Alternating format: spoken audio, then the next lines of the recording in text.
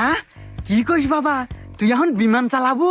Yes বাবা, আর শুধু তাই না, আমি যদি ঠিকঠাক মতো বিমান চালাতে পারি বাবা, তাইলে লাখ লাখ টাকা ইনকাম, তোমার সব স্বপ্ন পূরণ করে দেব।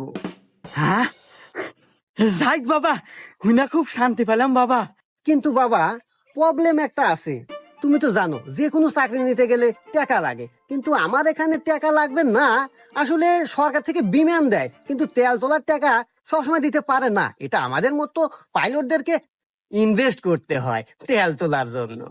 হ্যাঁ বাবা, জানি তো যে বাংলাদেশে যে কোনো চাকরি নিতে গেলে কম বেশি কিছু টাকা লাগে। তা বাবা, তোমার কত লাগবে বাবা? আরে বাবা, ঘাবড়ানোর কিছু নাই। এই মোটামুটি মনে করো 2 লাখ টাকা হলে চলবে। আসলে বাবা, বর্তমান যুগে চাকরি নিতে তো 15-20 লাখ টাকা লাগে। সে আন্দাজে তো 2 লাখ টাকা কমই আছে। কিন্তু তুই তো বাবা আমার অবস্থা বুঝিস, 2 লাখ টাকা আমার কাছে মেলা টেহা, এই মুহূর্তে তো গোছ নাই।